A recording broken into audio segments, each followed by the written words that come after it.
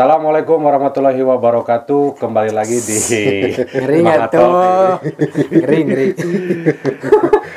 Teman Maha dimanapun berada, pada kesempatan kali ini kita akan belajar tentang apa, Wi? Tentang komunikasi bisnis. Oh, komunikasi bisnis. Bisnisnya perlu dikomunikasikan. Tapi ini harus diklarifikasi dulu. Siap. Ini kenapa ada ini? Jadi kesana tuh kita.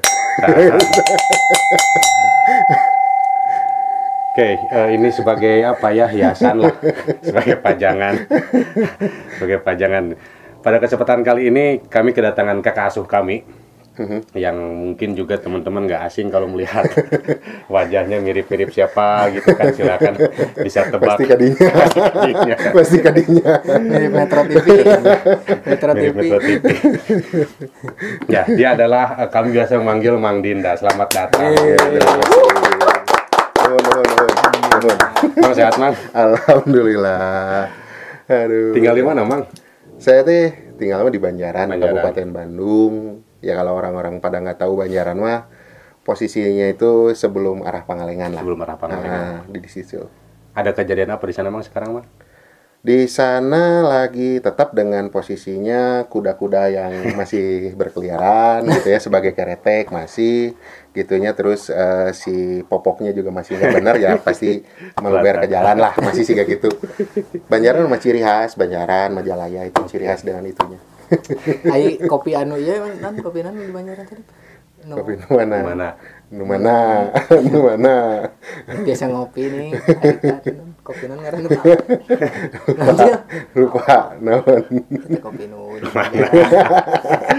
Oh, mana-mana. Tapaleun. Nek wawancara teh poho pertanyaan kumaha. Tapaleun, aduh. Toko Dahan kopi. Nah, Eta teh nu Eta itu masih rekanan saya. Kalau untuk yang saya pribadinya mah saya ada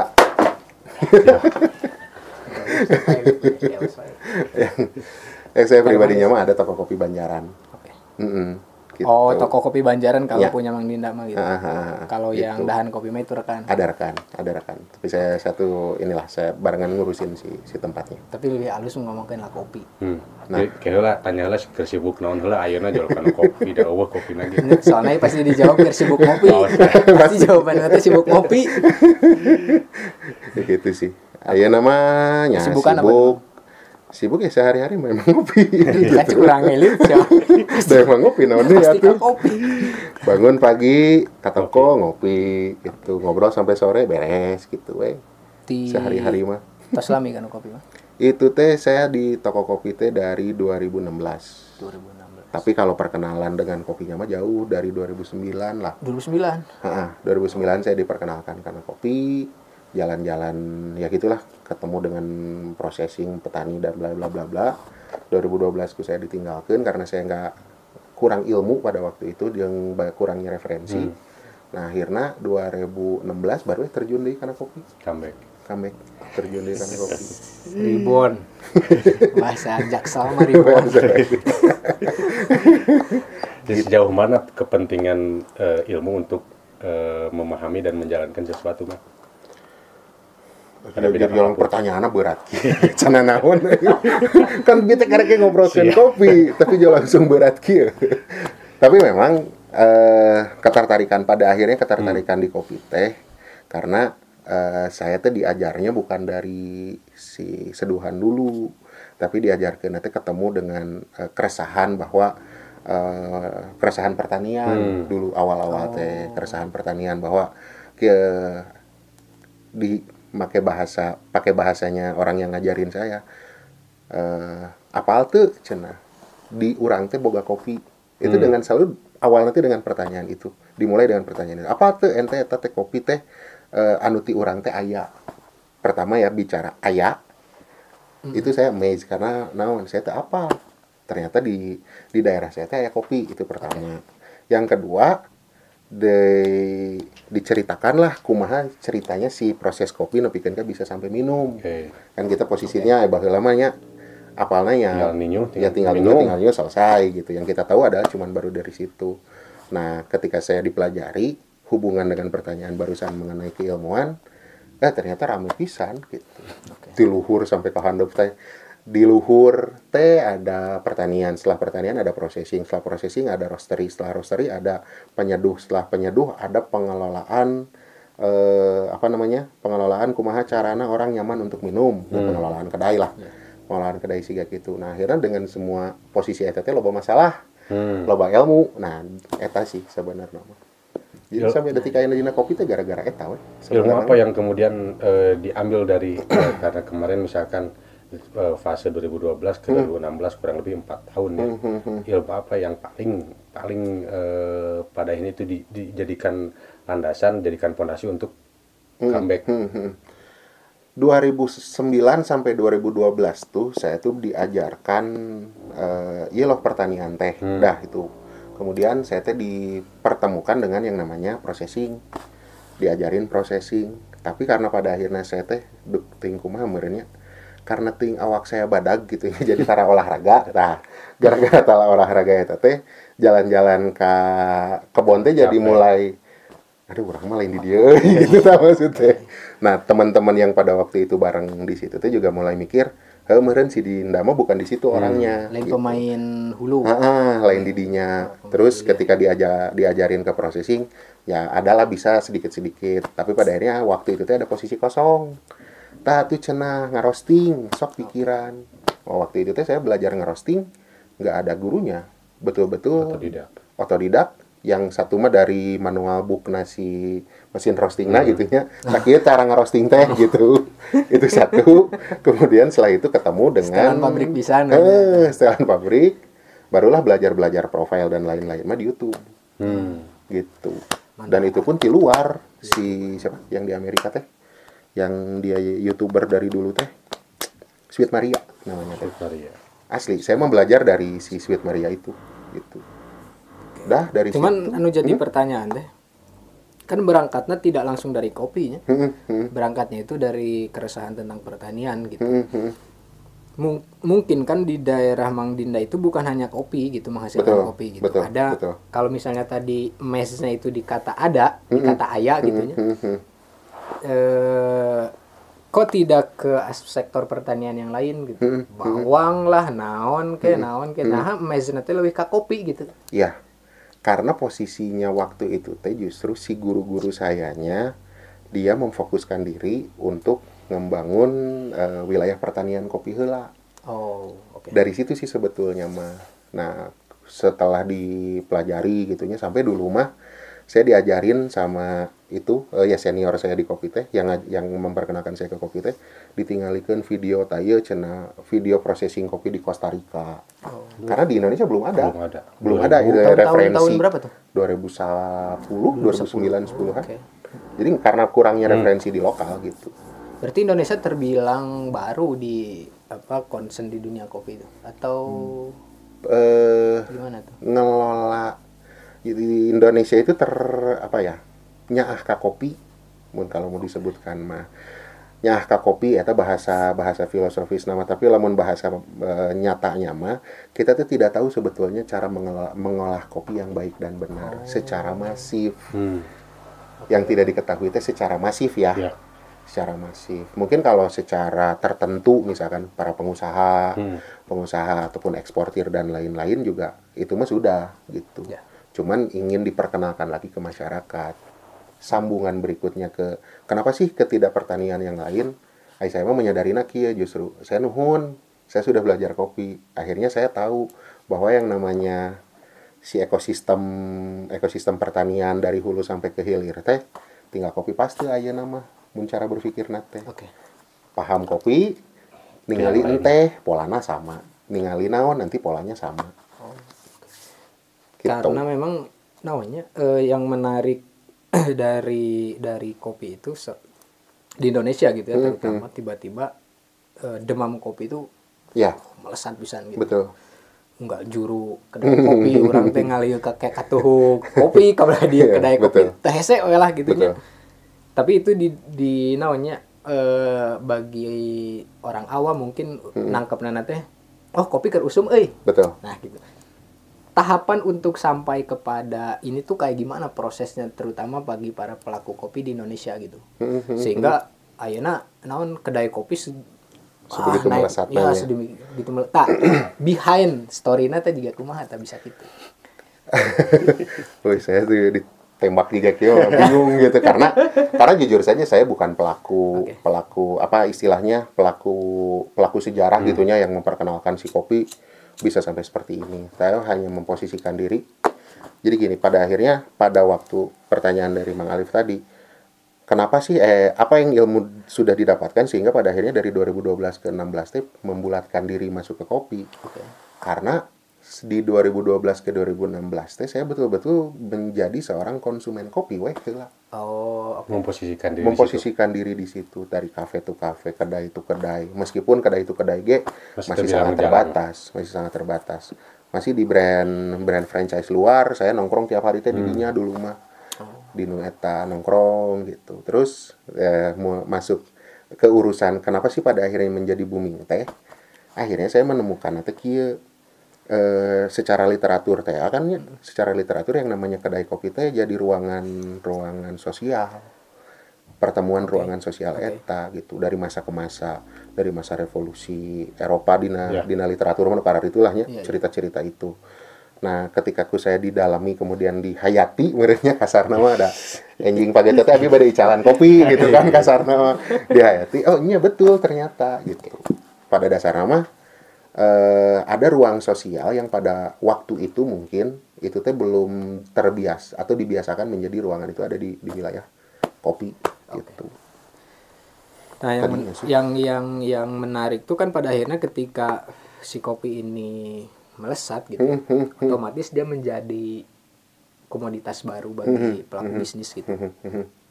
Sehingga orang tuh yang sebutlah yang bahkan belum pernah menyentuh dunia kopi, terus bahkan nggak tahu asal usulnya kayak gimana ngeracik kopi dan lain sebagainya, tapi karena dia punya duit kan gitu, sehingga dia ningali tren kopi naik gitu, sehingga orangnya di dia lah marahin tuh. Pada akhirnya orang-orang yang punya duit pun istilahnya turut membesarkan hype kopi ini gitu. Tapi itu namanya istilahnya baik tidak untuk ekosistem perkopian gitu. Nah itu teh kalau dulu ini kita nantinya kayak yang sekarang. Kalau dulu teh gini, mungkin ya saya nyebutnya mungkin karena memang itu bukan saya sebagai pelaku utamanya. Saya nggak tahu gitu, maksudnya saya cuman ngikut-ngikut ngelihat orang mau diginiin trennya gitu. Jadi secara prinsipnya tuh gini, untuk memperkenalkan kopi ke masyarakat lokal pada waktu itu ada kesulitan yang saya lihat karena main settingnya sudah ada di wilayah kopi praktis. Gitu, sehingga harus dibuat menciptakan kesadaran, dibuat semenarik mungkin. Nah, caranya dengan menggunakan metode-metode seduhan. Metode-metode seduhan ini yang datangnya dari budaya-budaya yang bukan dari Indonesia. Dari kalau zaman baheula lama ngobrol dengan anak-anak teh, naon sih sebetulnya seduhan asli Indonesia? Pada waktu itu hipotesisnya tetap kopi tubruk. Udah cuman di situ. Nah, pada akhirnya dari situ muncullah mesin-mesin datang. Kita menggunakan tradisi Eropa, Itali dengan yang namanya mesin espresso, kemudian manual brewing Jepang dan berikutnya. Gitu. Yang saya ingat pun ketika di 2012 teman-teman yang sudah berkumpul ngarariung, iya orang punya passion yang sama nih di bidang kopi gitu. Udah ngariung-ngariung di situ teh. Akhirnya ketemu dengan satu alat baru teh siga monyet ngegugulung kalapa, bro. Asing. Karena itu tadinya aya teman kita yang memang dia sering keluar atau gimana, pulang ke sini dia bawa, bro ngarariung gitu. Nah, karena itu sudah terbentuk, pada akhirnya industri manufacturing gitu ya, baik itu pokoknya di peralatan kopi itu sudah melirik gitu. Ya muncullah produsen-produsen kopi Jepang, alat kopi Jepang, Eropa gitu. Yang waktu itu mah ini nyambung dengan ini ya sambil mengenang teh almarhum Tony Wahid, Pak Tony. Almarhum Pak Tony teh dia bikin si blognya itu. Dan betul saya belajar dari beliau. Karena sumber referensi nanti kan aya di dinya. Pada waktu itu bisa dijelaskan ya. Mang Tony Wahid teh saha? Pak Tony, betul. Dari rekan-rekan barangkali ada yang betul. Gitu. Nah, Pak Tony Wahid itu dulu itu dia pencetus blog khusus untuk kopi waktu itu, namanya cikopi.com. Oh. Dan di tahun 2012 itu jadi sumber referensi utama mereview peralatan kopi. Pun pada tahun 2012 kan itu belum booming. Oke, betul. Nah, pada akhirnya penetrasi industri peralatan kopi masuk. Di kita juga sebagai pengolah kopi di hulu itu sudah juga semakin teredukasi. Itu udah ketemu di sana. Ditambah kebetulannya ini baru pandangan saya dengan adanya film itu. Film siapa yang buatan CV Cinema teh? Filosofi. Gara-gara film itu. Oke. Jadi si anak muda yang dia tidak mengenal kopi, peralatannya sudah ada, kita sebagai penjual juga sudah mulai mempersiapkan alat marketing, match ketemulah di situ. Oh. Padahal itu adaptasi ti novel film itu kan. Ya. Filosofi kopi itu kan artinya kan sebetulnya pembahasan tentang kopi itu sendiri sebetulnya udah ada di novel itu gitu. Filosofi kopi eta teh gitu. Cuman ya mungkin anak muda yang minat baca rada kurang gitu nya, sehingga ketika adaptasi ke film akan tangkapnya lebih di filmna gitu. Betul. Saya berani ngomong itu sebagai fenomena karena ketika pada akhirnya waktu itu saya jualan gitu, jualan kopi, terus saya ketemu dengan anak muda, saya tanya salah satu pengaruhnya ya di mana gitu, ada di film itu. Makanya tak keren tah di sinema teh. Angga di Mas. Mas Angga itu keren tuh filmnya, bener bisa bikin pengaruh sejauh ini gitu maksudnya. Memang jadi dan lamun ngelihat interview oge memang by riset oge gitu. Betul. Dan pisan lah gitu lamun ningali filmnya Filosofi Kopi itu gitu. Dan dampaknya oke jadi seolah-olah memberikan wacana baru di dalam dunia perkopian gitulah istilahnya. Betul. Oke gitu. Gitu, bro. Iya. Ya itu baru sampai situnya saya menarik pisan gitu. Ya. Dan kadionakeun mah gitu karena memang tadi merencek NTT mah kita udah bicaranya ada sumber kapital yang masuk secara orang mau berinvestasi di kopi gitu. Nah itu kan gameplay kesannya si gameplaynya udah mulai berubah gitu. Jadi lebih membawa ke sisi nama yang saya lihat memang sisi pelayanan yang dikejar. Kalau zaman meren ya zaman awal dulu mah ya ini pun tensinya bukan apa-apa. Kalau zaman saya waktu itu kita selalu membicarakan mengenai what is good of quality coffee kan ya tadinya satu kualitas, kemudian kita selalu berbicara mengenai metode seduhan gitu. Tapi ketika sehari ini gameplaynya sudah ada wilayah-wilayah sumber uang yang masuk ya sebagai bisnis as usual gitu ya, akhirnya ada satu perubahan yang memang juga kita harus sikapi gitu. Ya, tapi kalau misalnya bicara di konteks bisnisnya,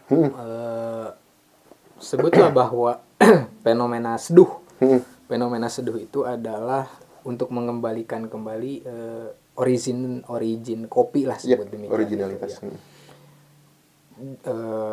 Sebagai bagian daripada antitesa terhadap kopi-kopi kemasan. Betul. Nah, cuman yang jadi persoalan tuh kedua sektor bisnis ini tuh terus bergerak dua-duanya juga. Ya kan? Kopi sasetan kan teu eureun-eureun. Terus ngeluarkeun produk anyar gitu kan. Cekasana nama setiap kopi seduh melakukan manuver, kopi saset tidak manuver terus gitu maksudnya. Sehingga namun misalnya dibaca secara sektor bisnisnya di luar ngobrolin tentang orisinilitas kopi, kualitas rasa dan lain sebagainya gitu. Ini gimana tuh bagi orang-orang yang hendak mengembalikan keorsinilitasan kopi itu gitu. Masalahnya ini nggak berhenti nih. Nggak berhenti juga. Si pelaku bisnis aset ini gitu. Iya.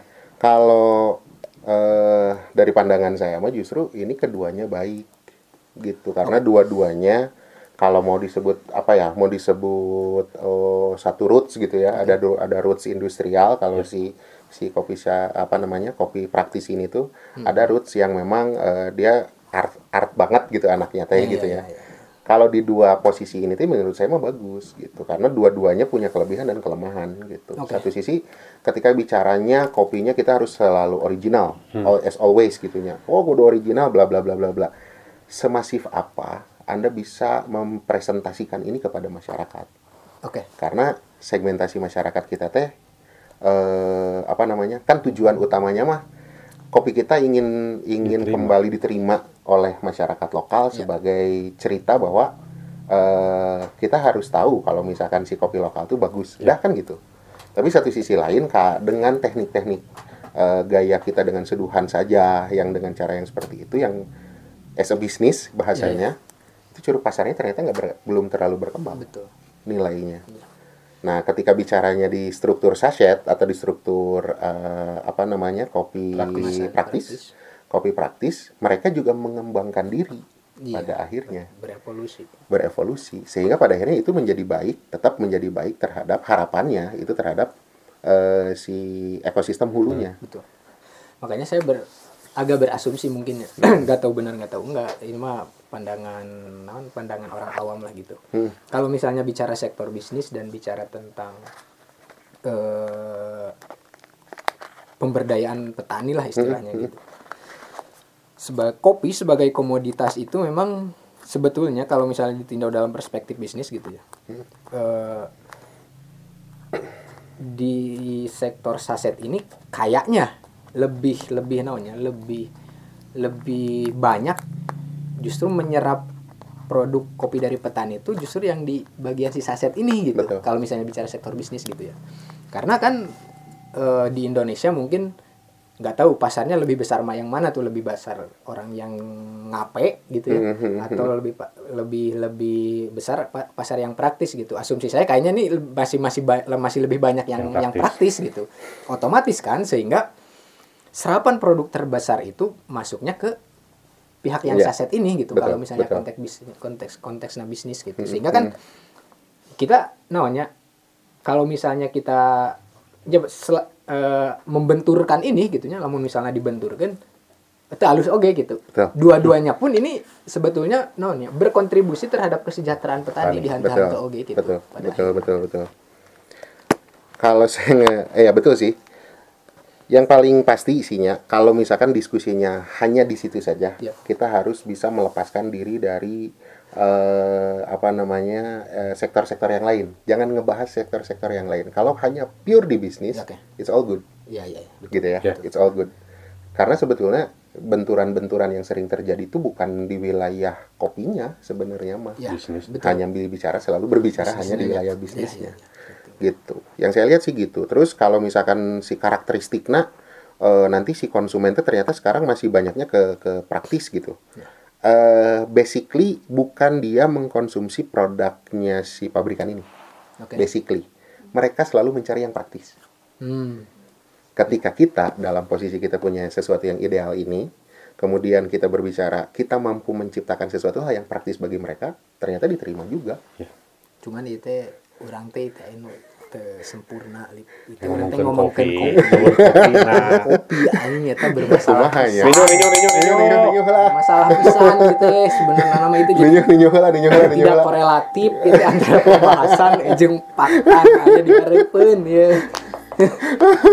Aya di meja ada saya nutan di meja bawah gitu.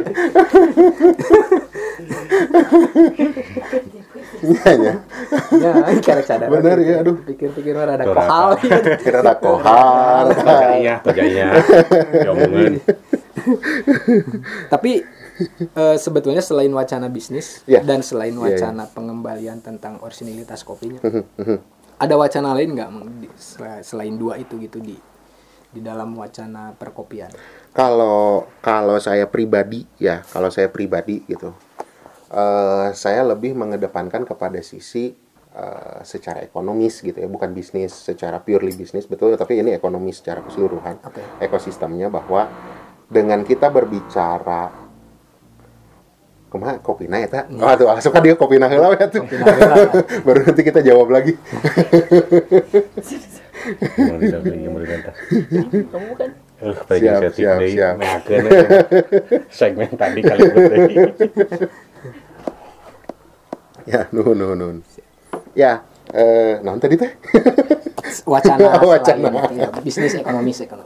Ya, itu secara ekonomis teh pada akhirnya itu ngebangun pride untuk orang-orang mulai kembali membangun pride untuk dia menggunakan produk lokal sih pada akhirnya mah itu. Oke.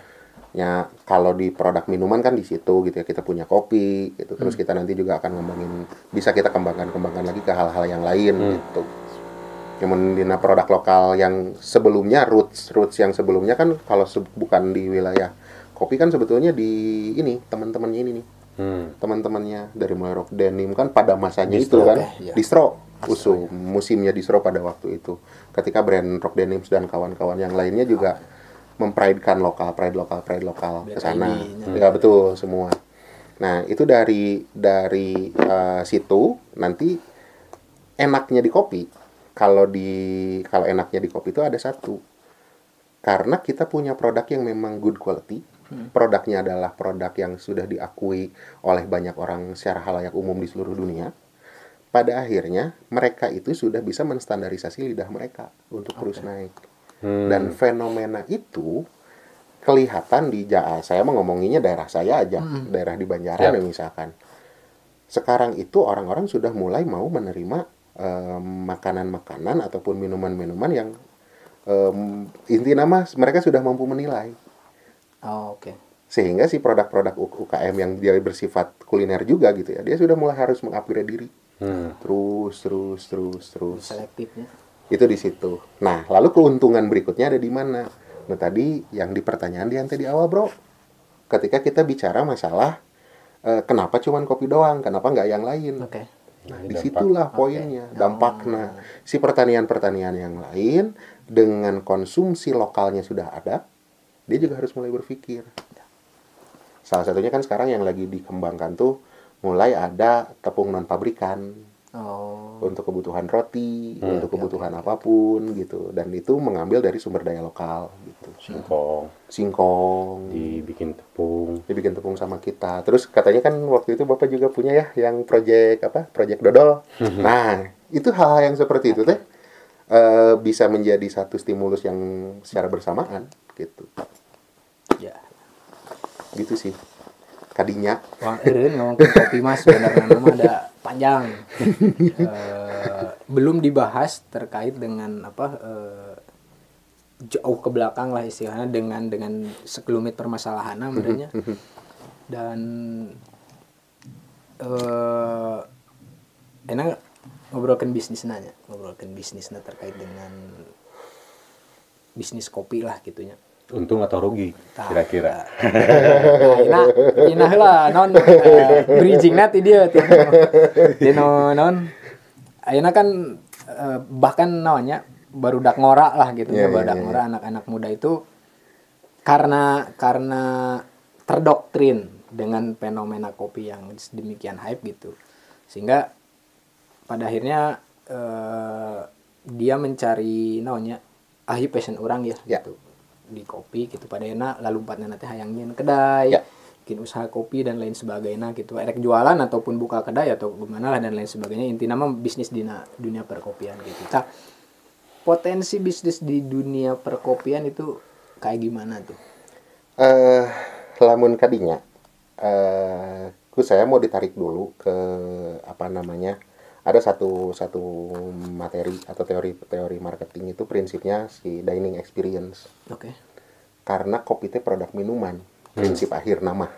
Ya. Kalau kita mau ngomongin proses apapun itu semua, itu sebetulnya adalah diskusi-diskusi di hulu. Sebetulnya. Ketika kita bicaranya as a business gitu ya, komo dengan yang tadi kita bicaranya ada pride bahwa anak-anak tuh pengen berbisnis di kopi misalkan.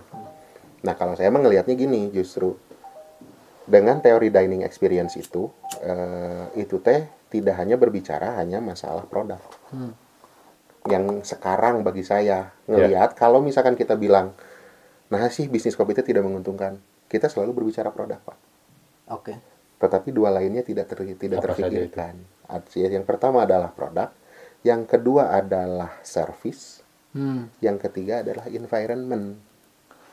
Oke. Lingkungan. Lingkungan. Apa yang dimaksud dengan lingkungan? Yang dimaksud dengan lingkungan itu adalah ketika sekarang kita melihat kafe-kafe dengan berbagai segmen. Yep. Pernah nggak? Mungkin teman-teman juga pernah ngeliat gitu ya. Ada kedai kopi, judulnya kedai kopi, tapi yang di shootnya bukan kopi. Restoran, Oke. lingkunganna, nongkrongna. Nah, itu adalah environment. Bicara service, lamun ayeuna masih keneh aya duka aya duka henteu. Masih keneh aya teu. Saya pengen dong kopi saya pakai gula, dicarekan ku baristana. Masih ada nggak yang kayak gitu? Nah, itu adalah part of problem in service. Oh. Di satu sisi kita ideal ya. Yep. Kopi urang teh ulah di gulaan gitu nya. Tapi ieu teh adalah mun make teori dulu mah konsumen adalah raja. Da urang mah hayang kopinya di gulaan. Carekan. Ai bagi saya mah mencari titik tengahnya adalah urang nawe harus bisa menyampaikan kepada dia bukan memaksa mereka. Justru orang kudu mikir. Teknik kopi teh beda-beda. Ada satu cerita kemarin barista ngobrol ke saya. Barisan tentara Allah, barisan. Tukang nginyuh kopi. Ada yang cerita ke saya cenah, araraneh wae jelema teh cenah. Aya kopi cenah. Aya nu datang minta minum kopi tubruk tapi di esan. Gitu. Okay. Dia nanya ke saya. Bagi dia itu aneh. Bagi saya, kamu yang tidak tahu, pan eta mah di Aceh. Kopi tebale. Oh, bener. Kopi tebale itu kopi tubruk atau kopi susu make es dibalikeun kopi tebale. Gimana tadi kitu tanya? Gitu. Bisa jadi mungkin teman-teman baristanya yang kurang referensi. Ya. Sehingga pada akhirnya terlalu ideal dengan hal itu. Kudu boga referensi teh kitu. Ya. Gitu. Biasanya lu ngahujat lah apa. Itu saya. Ngerasa pangpinter nadaan ternyata kurang referensi. Tak kudu loba dikit ah. Gitu. Gede-gede. Itu sih. Jadi pada akhirnya kalau saya lihat mah di tiga aspek itu teh penting, produk, service sama si environment. Gitu. Environment ngebangun orang untuk dia ketika datang teh kalau cuma mau minum kopi mah ya udah selesai gitu. Tapi apa yang bisa kita sediakan di sana? Tapi kan sebenarnya kalau misalnya bicara tiga aspek itu sebetulnya bukan hanya di kopi. Di berbagai sektor bisnis yang lain pun sama. Saya pikir demikian gitu. Betul. Nah, makanya, Bro. Itu yang rada iya non teh. Ya yang rada spesifik itu kelebihan kopi teh naon gitu. Soalnya saya secara pribadi gitunya. Mungkin bagi beberapa orang awam juga gitunya. Kita cenah nyeduh kopi teh sing bener atuh cenah kudu muter cenah juga nyamuk ya toap eta teh muteran teh ti jero ka luar kade tong ti luar ka jero di ketibalik eta teh duka nu mana nu bener gitu pas diasaan asa sarua wae teh rasana mah pikir-pikir teh gitu tah hal-hal yang semacam itu kan henteu ternyata pada akhirnya bagi orang yang paham enggak kayak gitu beda ketika lidah kamu sudah beradaptasi dengan kopi ya dia akan terbiasa dengan rasa-rasa yang beda karena pengolahan yang berbeda gitu. Mungkin tidak di dalam sektor bisnisnya pun demikian. Ya. Maksudnya kalau misalnya tiga aspek tadi, saya pikir itu di berbagai sektor bisnis yang lain pun demikian, terutama di bisnis makanan ya. Bahasa Jaksel nanti bisnis apa? Food and beverage. F&B. Bahasa gaya nama mendi. F&B kan harusnya memang demikian kan gitu. Pelayanan harus diperhatikan gitu kan, produknya harus diperhatikan, lingkungan dan lain sebagainya itu. Ada enggak satu diferensiasi bisnis kopi dengan bisnis produk yang lain gitu? Ari saya mah melihat itu teh dari sudut pandang bisnis nanti kieunya. Jadi saya ditariknya ke arah bisnis. Kenapa? Karena pada akhirnya dulu gitu ya. Dulu waktu zamanan ya 2012, 2016 awal, 2017 si bisnis kopi itu dengan tren yang sama. bentuk model yang sama. Kalau misalkan mau disebut gini, ada kedai bentuknya kecil, Japan style banget, gitu. Yang dia pelayanannya atau menunya sesuai dengan apa yang saya mau aja, sesuai dengan harapan si pemilik atau si barista atau yang ada di sana. Ada juga yang European pisan gitunya dengan espresso pisan gitu dagang nate. Nah, teh kembali lagi kita hanya membentuk satu curug pasar yang baru. Tetapi curug pasarnya belum berkembang. Kenapa? Karena ternyata secara umum masyarakat Indonesia teh ada di sisi praktisnya dulu, itu yang pertama. Yang kedua, ketika dia mau masuk ke kafe atau ke kedai, dia sudah berekspektasi non coffee. Ekspektasi dengan experience dia yang lain. Yang lama ya. Ya, biasa experience dia yang lain. Ke resto teh. Lama kopi teh. Gitu. Nggak ada kopi, jadi paling banter minuman non kopi seperti jus dan lain sebagainya. Betul. Tapi secara seiring berkembang, akhirnya si resto juga padahal menyediakan menu kopi. Akhirnya malah jadi terbalik kan? Iya, kan ada anggapan bahwa memang kopi itu memang nggak cocok dengan makanan-makanan beratnya. Betul. Berat. Makanya di kedai-kedai kopi kan lebih menyediakan makanan-makanan ringan gitu, juga cireng, kentang, kadar itu. Mah kumanya ada. Atau itu mah hanya sekedar substitusi. Enggak, justru memang gitu. Ini teh bagi saya mah bukan satu kesalahan yang ini teh kesalahan gitu ya. Kesalahan tapi bagi saya wajar gitu, karena itu mah proses pembelajaran bagi kita. Jika kieu dengan adanya produk European gitunya, European teh espresso. Problemnya teh kita hanya blok ngambil si minuman espressonya. Tapi kita tidak membawa kultur espresso Kultur espresso kumaha? Kultur espresso ada teman ya, selain kita baca literasi dari luar kan ada juga teman-teman di kopi kita yang sekarang sudah mulai expand keluar gitu kan. Dagang kopi kan isuk-isuk wungkul bro, jam 5 subuh nepikeun ka jam 1 tutup selesai. Nah, karena yaitu kultur espresso.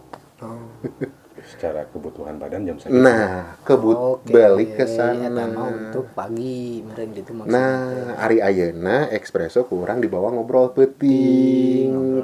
Ngobrol sore, kopi nangan sagelas, ngobrolna 2 jam 3 jam. Secara mendasarna makan espresso hiji minum pergi. Udah. Nah, kebanyakan problemnya di situ. Ada sisi yang memang jadi problem. Sisi bisnis, espresso di sore hari kedai rugi aja. Yang tadi teh ya. Terus teh apalin teh bea kedurang teh. Pangurana espresso teh. Sagelas ngopina 5 jam. Cicing di tempatnya 5 jam. Gitu. Oke. Ya, tapi balik deh nya, kalau kita ngomong di bisnis Indonesia mah ada orang mau bisa nyalahkeun mana. Makanya kan pada akhirnya nanti bukan, nah ini nih menarik ya. Pada akhirnya bukan si penikmat kopi yang menyesuaikan itu. Betul. Tapi si pelaku bisnis. Pada akhirnya heuh aing rugi euy. Mun kieu wae. Betul. Geus we aing mah jual tempat. Betul bahwa harga kopi itu 10.000 misalnya nya 10.000. Kok aing mah dijual 25. 15.000 nah maneh nongkrong di dieu. Kasarna mah jadi kitu. Pada akhirnya nu ngakalanan teh pelaku bisnisna gitu. Betul.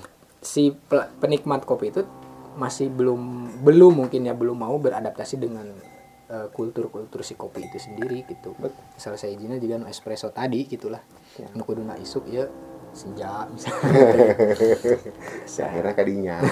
Tapi dengan semua polemik masalah nu siga kitunya, secara mendasar yang saya lihat dengan asumsi orang yang datang ke tempat saya ataupun ke beberapa tempat yang saya lihat gitu, itu teh jadi tetap pada akhir nama positif. Nah, positif teh polemik nama di kedai. Sok ayeuna orang ngobrol ngopina naon, tengah bahas espresso kan, tapi tadi orang ngoceaknya pas ngobrol nah kopi eta nu penting nama. Eta nu penting nama gitu. Itu sih yang akhirnya saya senang gitu ya, dan saya masih enjoy dengan si bisnis kopi ieu teh gitunya. Ketika kita bicara minuman sehebat apapun gitunya resepna gitu, atau samurah apapun HPP-na gitunya, kita atur itu semua. Tapi pas ketika kita ngelihatna di posisi penjualan kopi roast bean ataupun bubuk, itu ternyata konsumen tetap berjalan. Ya. Tak eta nu jadi menarik nama. Balik di kanu tadi mah yang paling penting mah ini bukan kesimpulannya maksudnya, tapi si barista teh coba aya nama mulai turunkan ego produknya gitu ya. Mulai turunkan ego produknya, betul. Masuk ke wilayah service.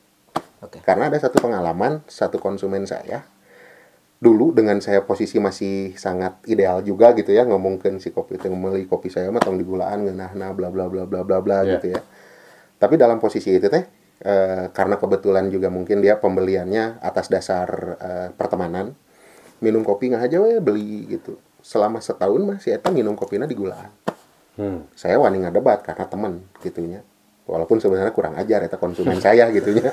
Walaupun sebenarnya kurang ajar eta konsumen saya, tapi ketika sudah saya diskusikan siga gitu gitunya tanpa juga dipaksa. Akhirnya 1 tahun kemudian orang itu bilang, "Heuh nya kopi maneh teh ngeuwih ngeunah teu make gula." Nah, tidinya langsung saya drop semua idealisme saya. Ngajarkeun teh teu kudu galak siga kitu. Gigi sadar sorangan Nah, gitu. Walaupun memerlukan waktu yang panjang. benar. Lah mau jatah Allah belah dinya mah Gitu. Ini anu di luhur. Tadinya sih yang saya lihat ya, Mas. Seru nanti di dinya. Tapi mungkin nggak hype kopi ini akan meredup secara potensi bisnis. Secara potensi bisnis kalau melihatnya dari sudut pandang kafe yang rame, kedai coffee shop yang besar bisa meredup. Bisa saja. Tetapi ketika posisinya sudah menyatakan kopi as a usual sebagai konsumsi harian, sudah lebih meningkat. Oke. Jadi mun kasarna mah kieu lah, mun rek ngobrolkeun bisnis mah. Sok aya nama bangun coffee shop, edankeun, ramekeun. Tapi tong ningali eta engke mah. Tingali mah siapa yang akan retensi untuk ngopi di Anda kembalinya. Tadinya we, retensi ngopina nu bakal kembali medang itu long life. Dan itu saya rasakan ketika saya posisi kerjaman Covid kemarin. Itu yang paling saya rasakan di situ. Dan yang menghidupi saya, menghidupi bisnis kopi saya teh adalah langganan-langganan. Yang sudah paham lah ya. Bukan betul kalau dia paham tentang kopi, tapi dia teh sudah menjadi sudah yang tadi teh merenya orang yang awalnya teh freaknya ke instan, akhirnya pindah menjadi merek saya. Gitu. Kalau sudah ke sana mah, itu bakal lebih enak. Oke. Itu. Dan itu jadi kultur loh. Kultur adu kopi. Itu teh. Kultur adu kopi. Oke. Antara konsumen. Itu kejadian. Ada satu konsumen saya teh, konsumen kantoran. Konsumen kantoran yang dia memang setiap harinya bawa kopinya ke kantor gitu. Bawa kopinya ke kantor manehna. Dan kebetulan dia memang kantornya teh perusahaan internasional, terus multikultur lah, multikultur, multi daerah si orangnya. Ketika mereka datang ke kantornya teh adu kopi. Bawa kopi masing-masing. Dan itu satu fenomena bagi saya mah yang tadi sebagai industri mah nya nuturkeun teuing kana zaman teu kudu gitu nya, nuturkeun teuing kana tren gitu nya. Tinggalin teuing ulah, idealis teuing ge ulah gitu. Karena ketika posisinya sudah disukai mah da siata pasti balik deui. Gitu. Kadinya bro. Kalau ngobrolkeun mesin ngobrolkeun dengan roasting gitu nya, baheula mah kan ada mazhab yang tidak mau pakai aplikasi gitu nya, yang naon gitu. Tapi ketika ada mazhab yang pakai aplikasi teh untuk konsistensi. Untuk konsistensi kualitas. Gitu. Nah, itu didinya apa? Ya kan sebutlah adu gengsi gitunya ketika misalnya adu kopi bukan hanya di sektor itu, bukan lamun saya katingali bukan hanya di sektor itu gitu. Betul. Tapi dari sektor skill oge gitu, skill skill ngarosting, skill nyeduh gitu. Itu pun jadi satu ajang baru lah gitu di dalam dunia perkopian gitu. Bahkan sampai aya lomba itulah betul. Kan sertifikat itu menjadi hal yang penting gitu bagi sebagian barista gitu. Artinya itu juga bagian daripada adu gengsi anu yang hadir di dunia perkopian gitu. Benar sih. Lamun kadinya mah. Tapi saya pribadi mah ada prinsipna sertifikat penting deh cek eta. Sampai detik ini ya berarti saya kuliah 2013 berarti berapa tahun tuh? 13 ke sekarang 9 tahun. Ya. Ijazah saya mah di kampus kene. Jadi saya pribadinya kuliah kopi. Enggak, saya kampus. Oh, kampus. Sertifikat ijazah saya masih di kampus sampai ayeuna. Jadi saya tuh memang orang yang tidak peduli dengan hal itu. Ya, saya mah saya pernah ikut sekolah. Maksudnya tapi tidak mempermasalahkan juga orang yang bersertifikatnya. Silakan gitu. Sekolah mah enggak. Dan saya juga sekolah ikutan loh, sekolah kopi ada gitu. Tapi saya tidak, bagi saya pribadi mah, saya mah ya udah, saya mah penting mah ilmunya bisa saya sampaikan ke konsumen secara langsung tanpa harus konsumennya melihat sertifikat saya. Itu mah kan masalah teknik dagang. Oh iya, benar, marketing. Mah enggak eta mah. Orang tersertifikasi. Itu mah kembali ke masing-masing. Itu mah kembali ke masing-masing mah enggak. Kalau ranahnya ke konsumen ya. Ranahnya ke konsumen. Tapi kalau ranahnya ke industri mah pentingnya. Penting bisa. Ketika kita bicaranya ke industri mah. Makanya ketika ruang produksi ada sertifikat dipajang, ketemunya untuk B2B penting. Tapi untuk di kedai, bagi saya pribadi mah saya mah nggak perlu gitu, nggak perlu kayak gitu. Tapi itu mah kembali lagi kumaha teknik dagang gitu. Nah, jadi dalam hal ini terkait kopi ada nilai-nilai komunikasi bisnis. Hal lain apa yang kemudian Mang Dinda lakukan menyerap dari komunikasi bisnis yang selama ini menjadi dasar Mang Dinda bergerilya dengan kopi, kemudian dengan bisnisnya ada nilai komunikasi bisnis sana diterapkan dengan yang kami tahu Mang Dinda pun melakukan pemberdayaan kepada masyarakat atau kepada umat Islam secara umum gitu. Nah, dalam hal ini komunikasi bisnis apa yang kemudian Mang Dinda lakukan atau spirit apa yang disuntikan kepada mereka supaya berdaya? Kalau saya mah suka bercandanya saya tuh sok ini juga nggak sengaja gara-gara ada kejadian di toko ini ya saya menceritakannya dengan kejadian yang real aja lah.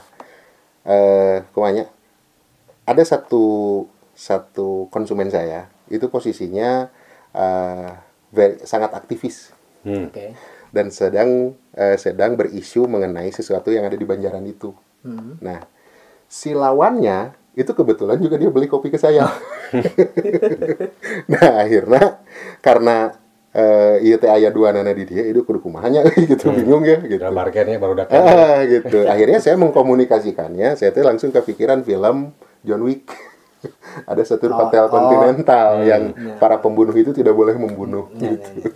Nah, itu yang pada akhirnya saya tuh menciptakan komunikasi itu, menciptakan satu komunikasi bisnis sayanya bahwa ruangan saya ini ruangan bebas, silahkan gitu. Dasarnya di mana? Dasarnya yang tadi orang ngopi teh, yang namanya orang itu mau ngopi itu dia itu enak untuk ngobrol gitu. Jadi tong dibawa karudat ke tempat kopi. Itu juga yang pada akhirnya saya bawa, yang menjadikan saya modal untuk kita berbicara ke wilayah pemberdayaan. Rek aya masalah naon ieu mending ngariung heula, ngobrol heula, ngopi heula. Ade goreng ku basa. Ade goreng ku kopi lain ku baso. Tapi ganti aya nama istilah eta teh ade goreng ku WA. Itu salah satu komunikasi yang saya lakukan dan alhamdulillah yang itu teh ada bisa efektif lah gitu. Tapi eta halus ade goreng ku kopi sumpah anjing ade goreng ku kopi tegelan ayeuna ade goreng ku kopi omat eta mah ade goreng ku kopi eta mah aya panjen kaos aja iyalah kaos teh ade goreng ku kopi kalem tong wakaribut teh mah urang ngopi heula kan Sunda eta Sunda zaman baheula nya. Oh, gitu. Walaupun lain minum kopi. Minum nama jus naon gitu. Bala-bala gitu kan. Kabe. Jadi jika aqua gelas teh disebut teh aqua. Betul. Ayeuna kopinya gitu padahal cau misalnya eta kopi heula aja. Jadi lumayan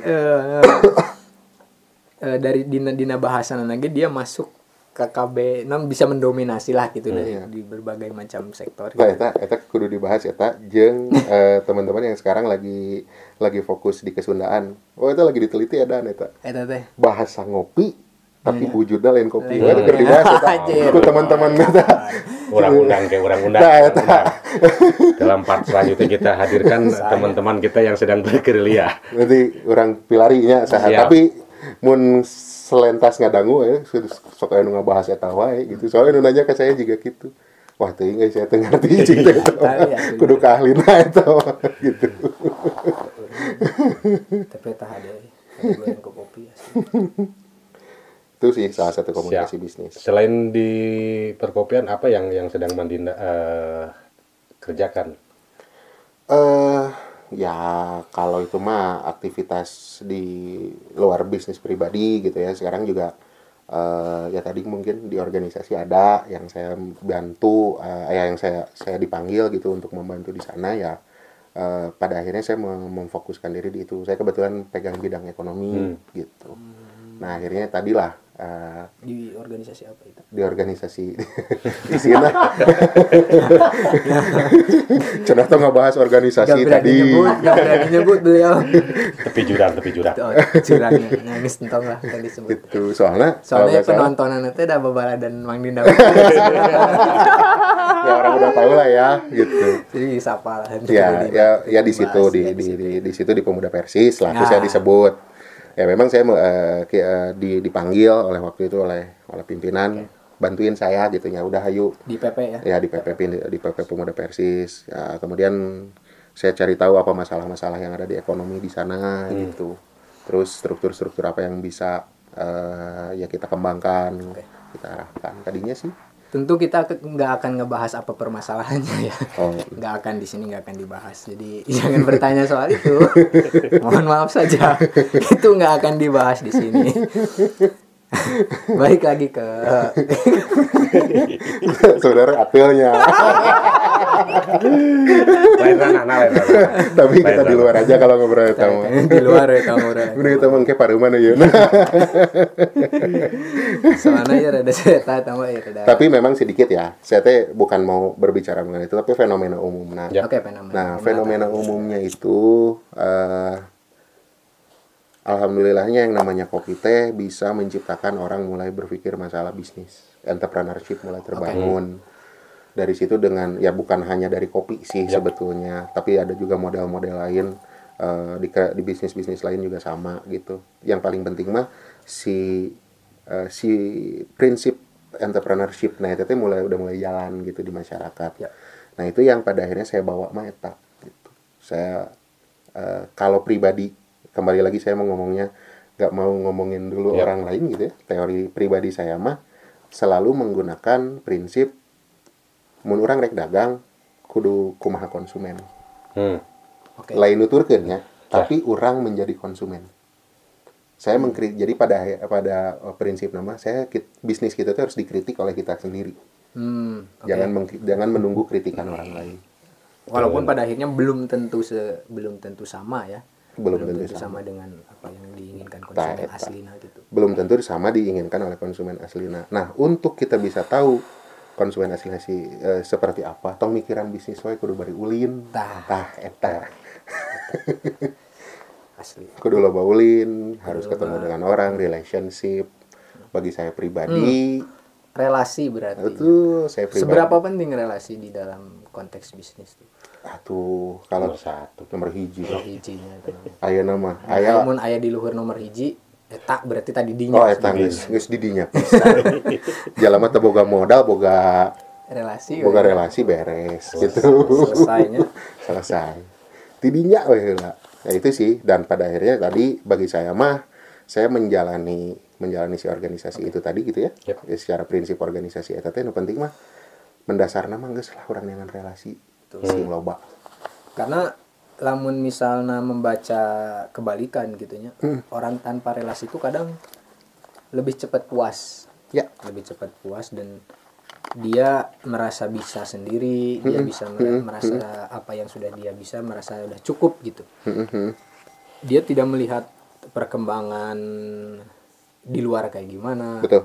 Dan dia tidak melihat bahwa sebetulnya ada yang lebih jago, ada yang lebih pintar, ada yang lebih apa gitu ya. Jadi itu pentingnya relasi. Dan orang masuk organisasi teh coba kalau mindsetnya berpikir dengan hiji lah. Saya masuk organisasi itu untuk mencari banyak relasi. Dah aja. Saya buka ilmu loh Pak. Saya masuk organisasi, saya ketemu jeung ente mau masuk organisasi itu, saya mau masuk organisasi itu, berarti sebetulnya tujuan utamanya hayang ngadu ilmu sebenarnya, berdialek apapun itu semua. Tapi ketika prinsip dasarnya saya terek asup ke organisasi, saya boga kemampuan naon, ente boga kemampuan naon, hayu orang gelut di organisasi. Itu diskusi WD kadinya. Prinsip namanya tadi. Dan si organisasi juga harus difungsikan demikian ya.